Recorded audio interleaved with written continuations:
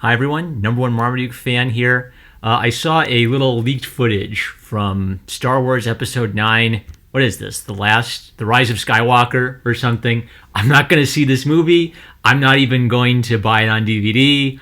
I did The Last Jedi, the courtesy of watching it on Netflix while doing chores.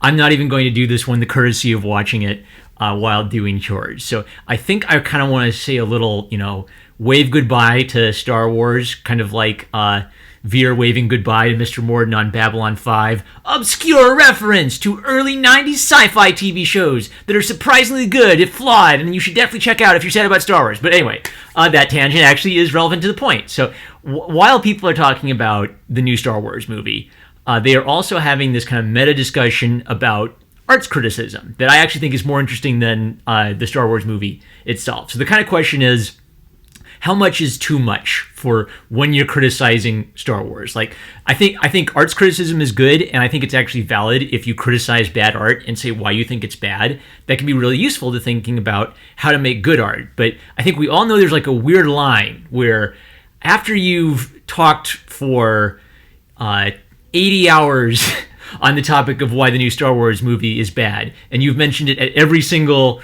family get-together, or if you've made like 1,000 videos on why Star Wars is bad, like, do you have a new point in the 1,001st video? Right? We all recognize there's kind of like this weird point where it seems like you're obsessed over it. It seems like you cannot wait to buy multiple copies of the DVD as soon as it comes out, rip it, and just make 1,000 videos nitpicking it.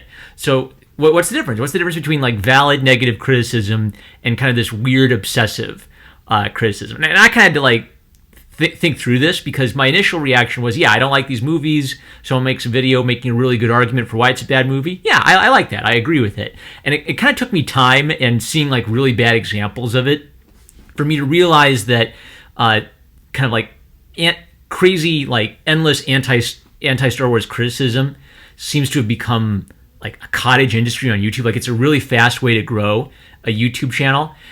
Am I guilty?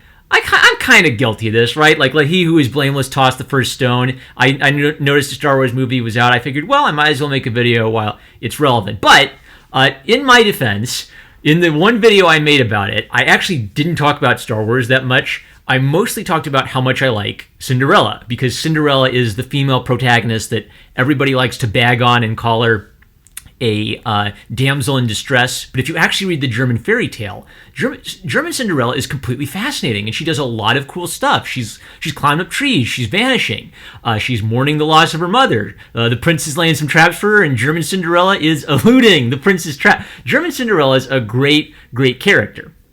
And I almost didn't talk about how much I hate Star Wars at all in that video. And that was actually kind of the trend of me reading fairy tales on this channel. I've also talked about good Star Wars books, because when I realized I didn't like the new Star Wars movies, I thought, well, I'll read some more of the comics. And I found The Ghost Prison.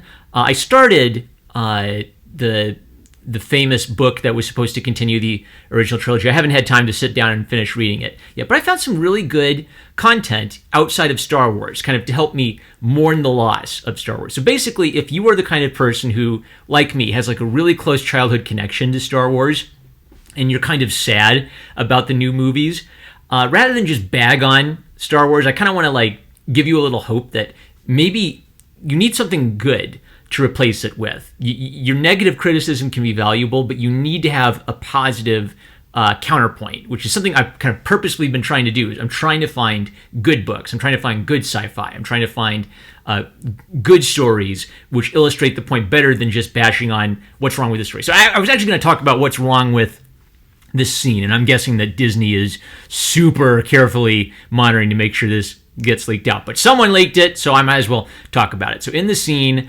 Rey is facing down with Palpatine, and then Palpatine says, "I am all the Sith." And then she force grabs another lightsaber, and she says, "And I am all the Jedi." And she resists his force lightning, turns it back on him, and fries him.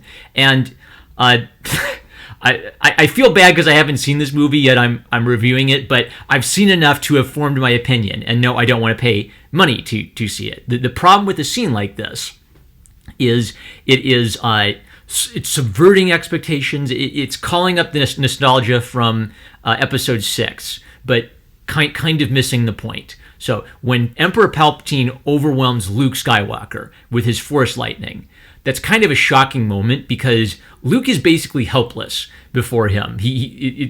I wrote on Twitter, it's a painful reminder that there's always someone who can kick your butt. Luke almost looked stupid. Like, what was his plan going to be? But the redemptive moment comes when Luke basically awakens his father's conscience. His love for his father breaks through, and Anakin has a change of heart, and he saves his son. So even though Luke is defeated physically, his moral love for his father overcomes Emperor Palpatine's overwhelming might. The problem with this scene is that all Rey is doing is overcoming Palpatine's might with super duper might. I'm starting to get into negative commentary, but basically the reason this trilogy, it's a tragedy. It's a $1 billion boondoggle. I don't see any way forward.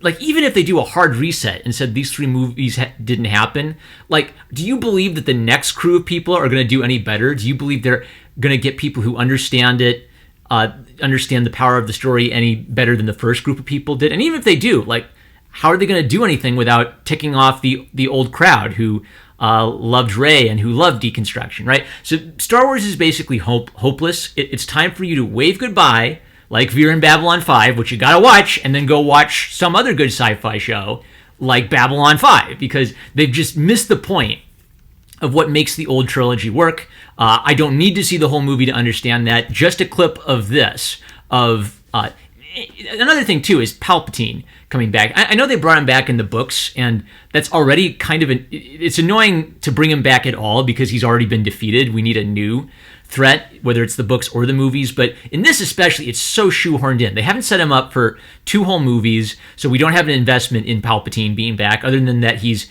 Palpatine. We have a First Order that isn't as cool as the Empire. They're basically just cosplayers, so it doesn't feel as cool when Rey beats them. Rey came close. Like, in the first movie, I think she is Mary Sue-ish, and in the second movie, they actually tried to have her struggle a little bit, but then Rian Johnson deconstructed everything. So one of the reasons I think it's fair for me to say I have no desire to see this movie is if parts 1 and part 2 of the story are bad, how am I going to be invested in part 3, right? So they deconstructing old Star Wars doesn't work. Be gone. All right. So as it relates to kind of like the YouTube discussion, I would say make a video about what doesn't work for you about Star Wars. Make your coherent arguments. Think through your points. Consider other perspectives, and then contrast it with what worked in the original, and you'll have a really solid video. Don't try to build a channel just nitpicking every frame from Star Wars Episode 9 forever, or you're going to be trapped. You're going to be trapped forever in just talking about the negative aspects of this one movie for YouTube bucks. And there's a whole world of stories out there for you to explore. Oh, I'm going to work on... I've been planning this for like a year. I really want to do an in-depth review of From Far Away by Kyoko Hikawa. And one of the reasons is that there's a strong sense in which From Far Away directly inspired my approach to writing a female protagonist for Jane Smith, Wannabe Gladiator. That my character is different than the character from Far Away, but there's definitely a similar ethos of taking a powerless character and showing what heroism looks like when you can't just like summon up force energy and zap away the Emperor with your super duper forces female power. So do something positive with your YouTube presence. That's it. Oh, and watch Ratatouille. Watch Ratatouille because that has one of the best messages I've ever seen about the limited value of arts criticism. It does have value, but it has a limited value. That's it. I'm Norman Marmaduke fan. I love you guys. Good. To the trash you go! Pirated movie and empty trash. There will be absolutely no videos about Star Wars Episode 9 on this channel. If Angry Video Game Nerd can have the dignity not to do reviews of Ghostbusters 2016, if my boy Lyle Convoy, if he has the dignity not to do a bunch of videos about Thundercats Roar, we can have the dignity not to whine about Star Wars Episode 9 forever. It's gone. It's like I forgot it existed. I'm going to go read something else now. Love you guys. Catch you later.